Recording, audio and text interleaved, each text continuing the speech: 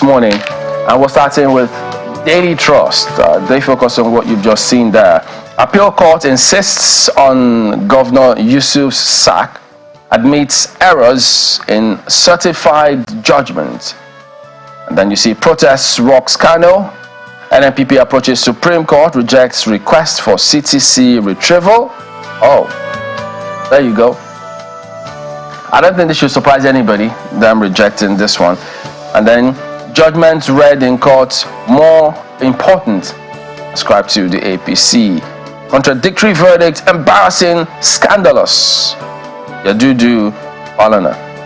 And then the image you see on the front page there is part of what was mentioned in that opening sequence. Some NNPP supporters in Kano protesting over contradictions in certified judgments of appeal court yesterday. The paper so captions. So that's what you see right here.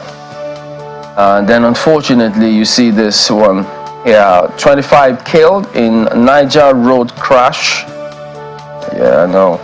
They always tell you drive to stay alive, you know, because better to be late and delayed, all of those. But there you go. That's Daily Trust this morning. But just before we exit Daily Trust,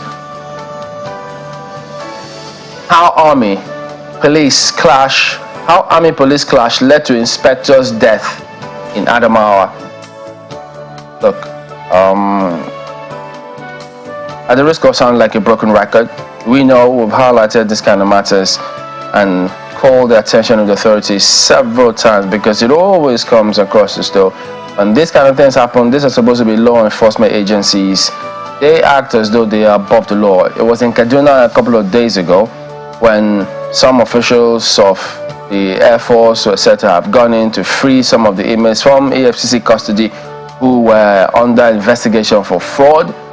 And then, of course, if members of the public see that all the statements notwithstanding, you send the wrong impression to them, thinking, oh no, if it's us, let him go. So, well, fraudsters now begin to flood the services because they think that, okay, they're going to give me cover. They may likely give me cover. So, you never know. And will this scenario, will it ever be properly looked into and appropriate measures meted out to the erring officials? You will ask that question because it's not the first or not the second, and it keeps happening. And so our society cannot afford to take this as a norm. Should never, ever. That's the trust. You know, that comment that you're making, Chamberlain, raises a lot more questions, you know, than is even obvious, given that sometimes one agency of government is quote-unquote harassing some citizens, and another one comes and tries to overturn the decision of one right there in the face of the citizen. I think, you know, generally law enforcement agencies should recognize that when they wear that uniform, they're not wearing their house clothes, they're not wearing mufti, they're wearing the federal government of Nigeria. And it is not something you should just use to take undue advantage of people. Anyway, as you said, enough said. Well, one other issue that's going to be on the news, well, in a part of our conversation this morning, is on the front page of the Nigerian Observer this morning, and it's talking about the MTEF. Senate passes 2024-2026 MTEF FSP amidst economic challenges. What all of those mean, you'll find on the front page, and it continues. I think all of it is right there on the front page of the paper this morning. Check the details right there for your own liking. It is something very interesting that for those who are interested in what's happening in Nigeria, you definitely want to know. MTEF, by the way, is medium-term expenditure framework. Medium term, so this is just about 3 years now, 2024, 2025, 2026. Find all of those details, continue on the front page of the paper. Above the nameplate, Edo to become major beneficiary as Nigeria, Germany seal $500 million gas deal. What all of that means, you'll find on the front page. It actually continues on the inside pages this morning of the paper. So, with that, $500 million gas deal. How is that going to benefit Edo? According to the story, if you're curious, find the details on the front page. It continues on the inside pages. There's another one. Firm's exploration of iron ore for battery production raises hope for economy. This, as far as I'm concerned, I'm looking at opportunities, I'm looking at jobs, I'm looking at self-dependence for us as a nation. We've raised that issue quite a number of times. Is it ever going to be possible for Nigeria to be self-sufficient in a number of things? Absolutely. If we have what it takes to produce iron ore for batteries, to explore iron ore for batteries in the country, I'm just wondering, what the value chain is going to be like for everyone who is involved.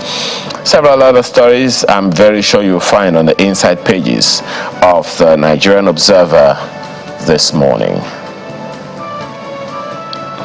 I'll take a look at Vanguard next.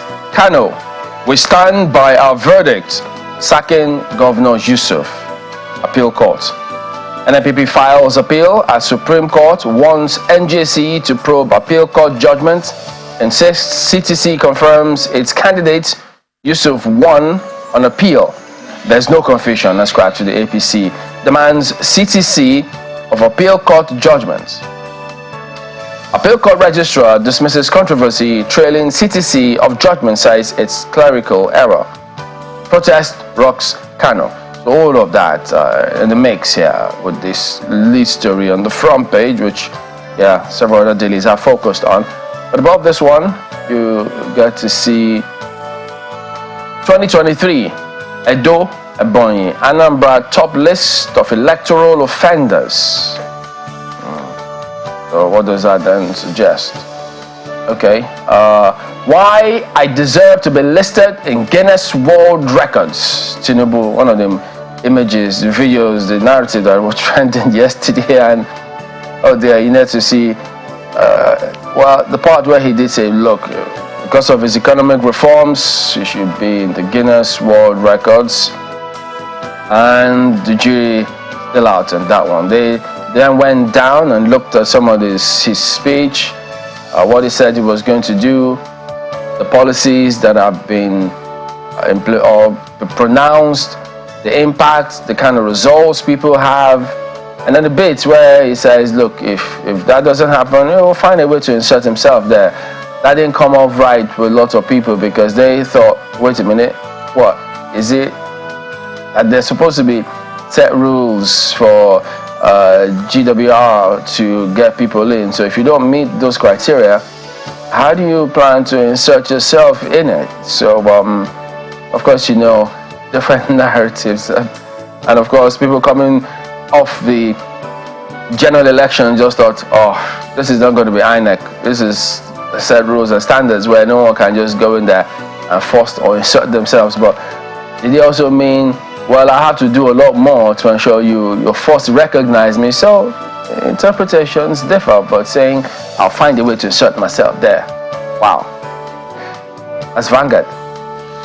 Well, interestingly, what a number of people would look at is, hey, was that part of his speech? Clearly not. Maybe just one of those things. I'll put it in the docket of a joke, Chamberlain.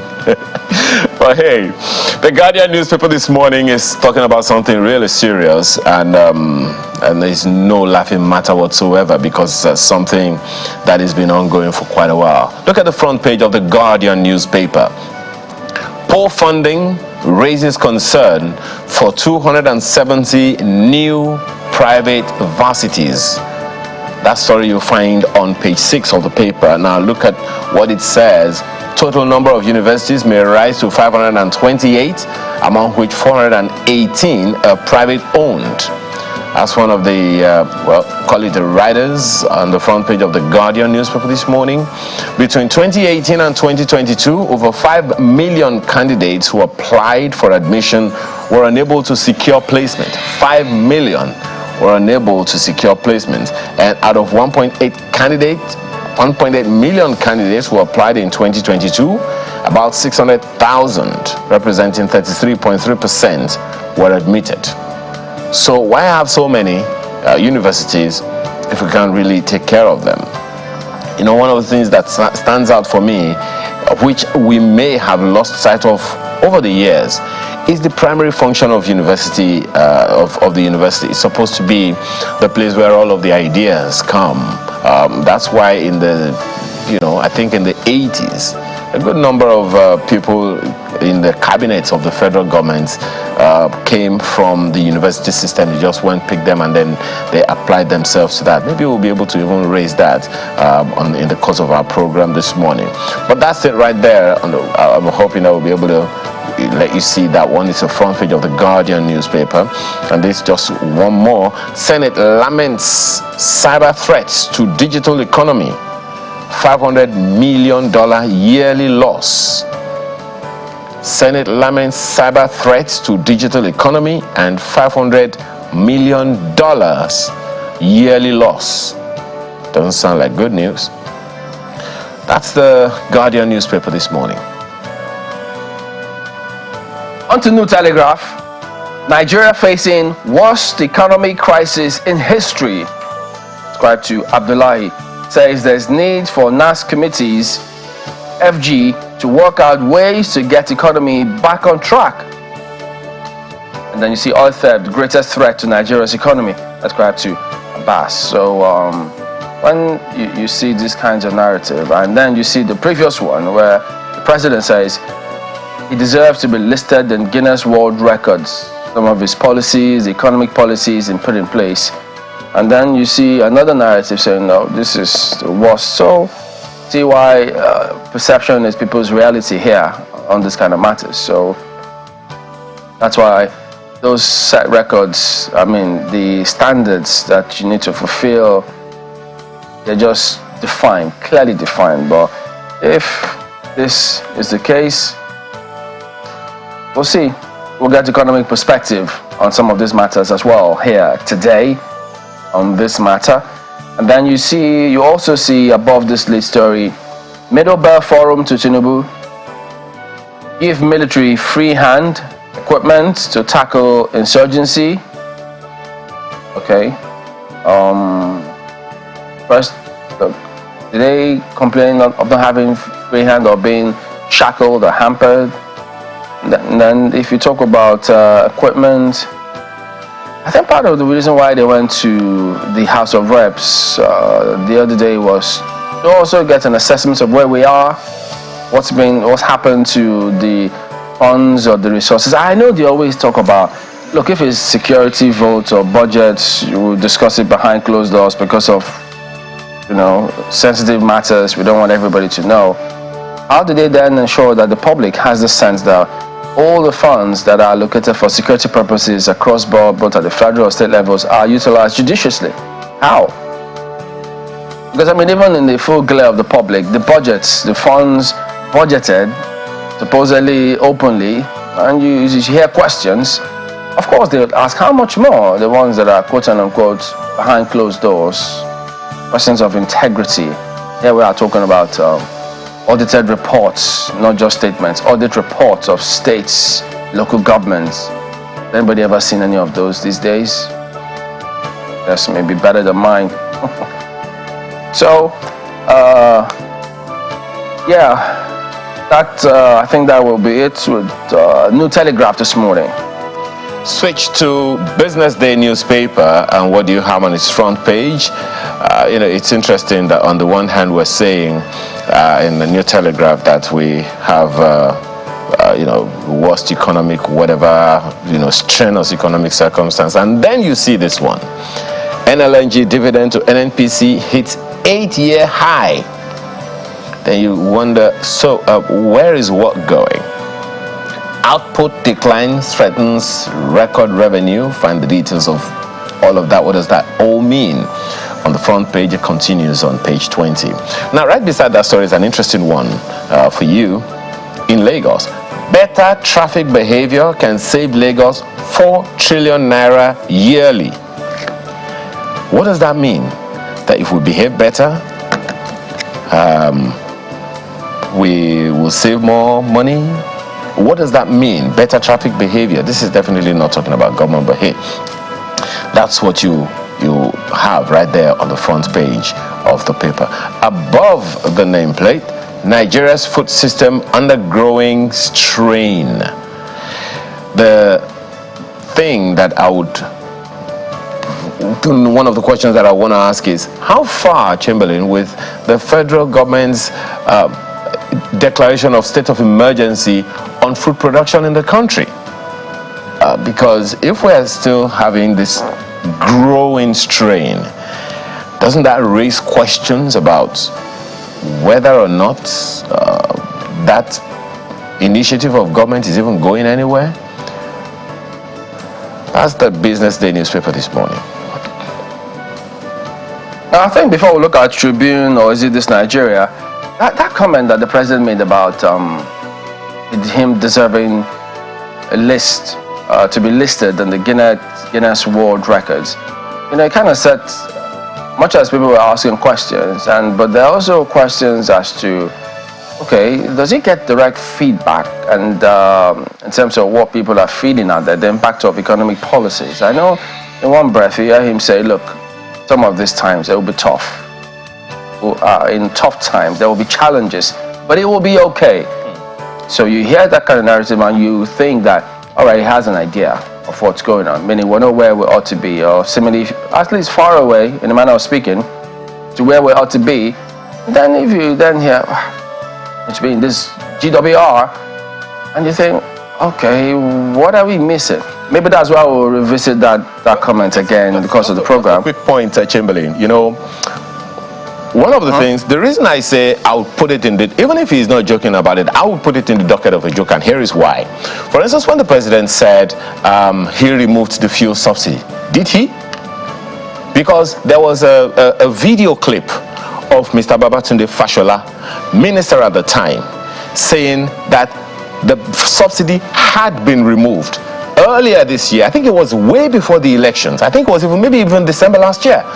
That as far as the federal government is concerned, subsidy had been removed, and that the terminal date for it was removed. It's just like you switch off the fan and the light is going out.